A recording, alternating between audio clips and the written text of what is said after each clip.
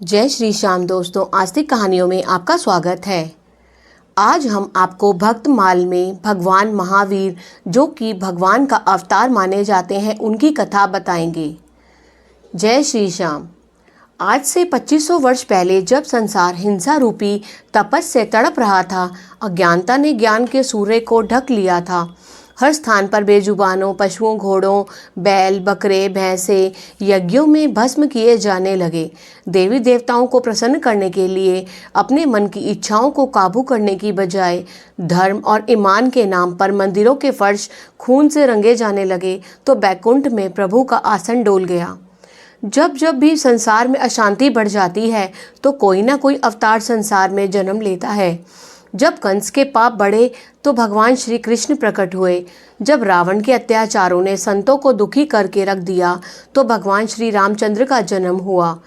जब भाई के खून का भाई प्यासा होने लगा, तो गुरु नानक देव जी का हुजूर हुआ।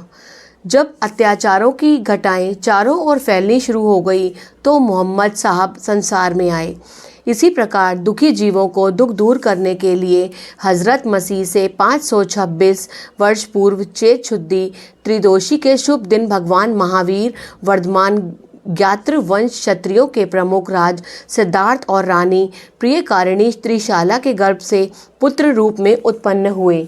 रानी त्रिशला विजयन राष्ट्र संघ के प्रमुख राजा चेटक की सुपुत्री थी, जिनका आवास समृद्धिशाली नगरी वैशाली में था। ज्ञात्रक क्षत्रियों की बस्ती भी उसी के निकट थी। कुंडग्राम उनका प्रसिद्ध नगर था। भगवान महावीर वर्धमान का जन्म कुंडग्राम में हुआ था और वह अपने ज्ञात्र वंश के कारण ज्ञात्रप्रभु के नाम से भी प्रसिद्ध थे। बौद्ध ग्रंथों में उनके नाम का उल्लेख इसी नाम से हुआ मिलता है और वहाँ उन्हें भगवान गौतम बुद्ध के समकालीन बताया गया है।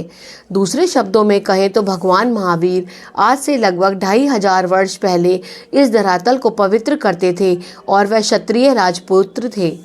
होनहार बरवा के चिकने चिकने पात।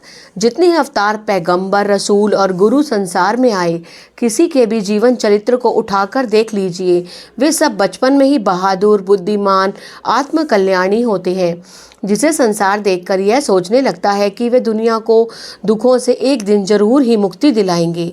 इसी प्रकार एक दिन श्री वर्धमान अपनी आयु के दूसरे बालकों के साथ खेल रहे थे कि पता चला कि एक मस्त हाथी शहर में घूम घूम कर बहुत दुख दे रहा है। जो भी सामने आता उसे पैरों के नीचे कुचल देता। बाजार में आने जाने का रास्ता बंद हो गया था। कोई भी व्यक्ति उसके पास जाने को तैयार ही नहीं था।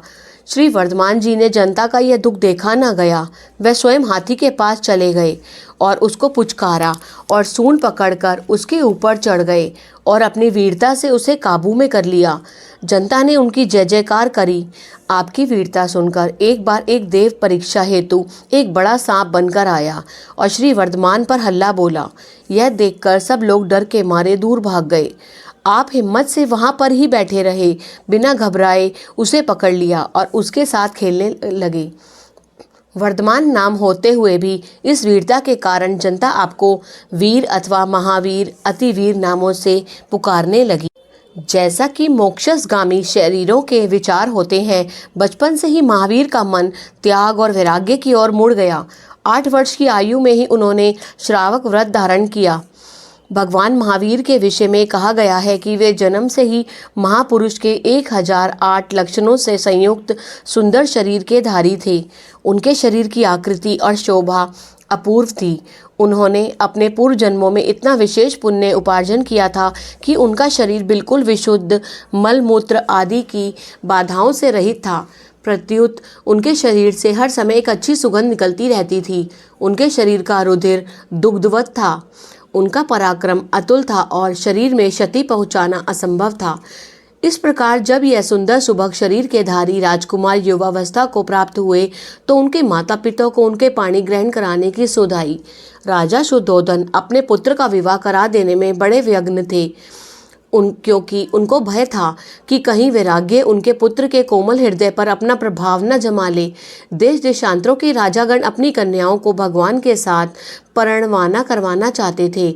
इनमें प्रख्यात राजा जितशत्रु अपनी कन्या यशोदा को विशेष रीति और आग्रह से भगवान को समर्पण करना चाहते थे, परंतु विशिष्ट ज्ञानी त्याग के प्रत्यक्ष मूर्ति भगवान महावीर को यह रमणीय रत्न भी न मोह सका।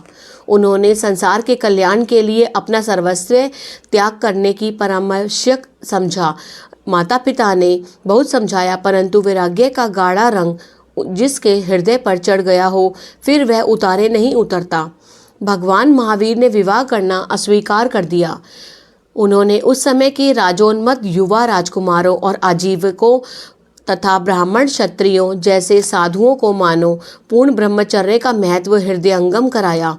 जहाँ ऋषिगण भी इंद्रिय निग्रह और संयम से विमुख हो, वहाँ ऐसे आदर्श की परमावश्यकता थी। भगवान महावीर के दिव्य चरित्र में जनता को इस आदर्श के दर्शन हो गए। आपके पिता ने शादी के लिए बहुत जोर दिया, किंतु आप ना ही करते रहते थे और कहा, पिताजी अब काफ़ी समय निकल चुका है, अब संसार के अत्याचार मुझसे अधिक देखे नहीं जाते।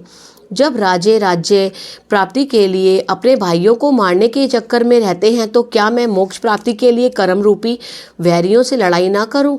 इस प्रकार भगवान के कुमार काल के 30 वर्ष व्यतीत हो गए। उसके दूसरे ही दिन मति ज्ञान के विशेष क्षयोपशम से उन्हें आत्मज्ञान प्रकट हुआ और पहले भव का जाति स्मरण हुआ। उसी समय लौकांतिक देवों ने आकर समयानुसार उनकी स्तुति की और इंद्रादि सब देवों ने आकर उनकी दीक्षा कल्याण का उत्सव मनाया। भगवान ने मीठी वाणी से सब भाई बंधुओं को प्रसन्न किया और सबसे विदा ली। इस तरह सबको संतुष्ट करके वे भगवान अपनी चंद्रप्रभा पालकी पर आरूढ़ होकर वनशण नामक वन में पहुँचे। वहाँ पर अपने सब वस्त्राभूषण आदि उतार कर वितरण कर दिए और सिद्धों को नमस्कार करके उत्तराभिमुख हो पंचमुष्टि लोंच पर एक उपासनीय निर्ग्रंथ मुनि हो गए। यह अघनवदी दशमी का शुभ दिवस था।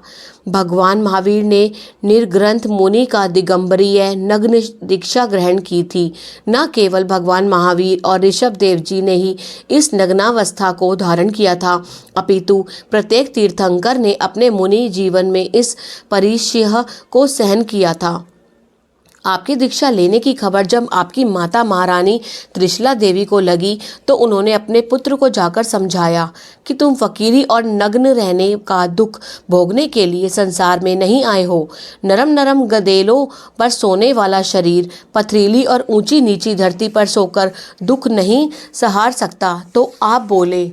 मुनि अवस्था में पहले उन्होंने 2.5 दिन का उपवास किया, फिर 1 वर्ष के तत्पश्चात की परिचय उन्होंने सहन किया। इस प्रकार क्रमवार आत्म उन्नति करते हुए 12 वर्ष के बाद को पूर्ण करके वह संसार में विचरने लगे।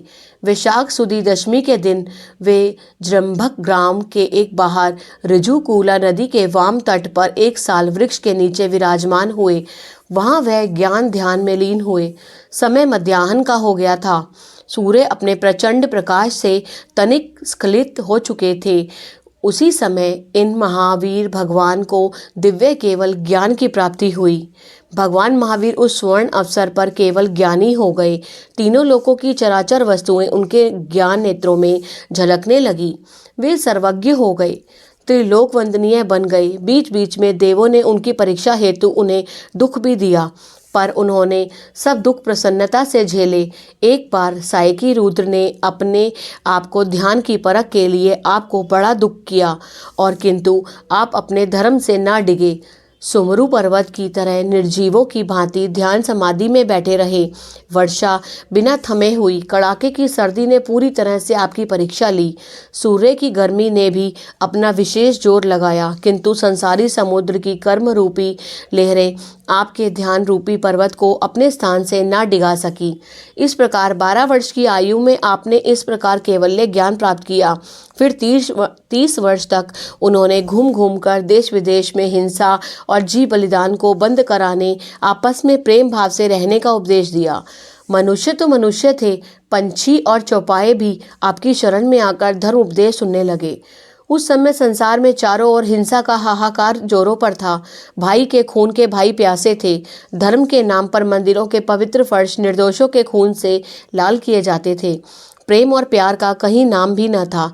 घोड़े बैल भैंसों की गलियों में बलि दी जाती थी। ऐसे समय पर महावीर भगवान ने अपने अमिट उपदेश से ऐसा प्रेम रस पिलाया कि शेर बकरी बिल्ली चूहा न्यालो सांप अपनी अपनी शत्रुता को भूलकर शांत हो गए और भगवान महावीर के ऊंचे व्यक्तित्व के सामने सब झुक गए और एक ही स्थान पर इकट्ठे बैठकर सच्ची आध्यात्मिक प्रसन्नता का आनंद लेने लगे। भगवान ने ऐसे ऊंचे स्वभाव संसार के आगे प्रस्तुत किए कि हर व्यक्ति उनका प्रस्तार बन जाए। अहिंसा परमो धर्म का अर्थ है कि सब प्राणियों पर दया करना और उनसे प्रेम भाव रखना, स्वयं जीना और दूसरे को भी जीने देना, यह आपकी सबसे बड़ी मान्यताएं थी। दूसरी मान्यता आपकी तप और त्याग थी। चारों शाय किसी को दुख ना देना, झूठ ना बोलना, चोरी ना करना, स्त्री गमन से बचना और संसारी वस्तुओं को इकट्ठा करने की प्रवृत्ति को त्याग कर जो अधिक पूजा और ध्यान करेगा वह प्राणी अधिक से अधिक कर्मों का नाश करके मोक्ष की प्राप्ति करेगा।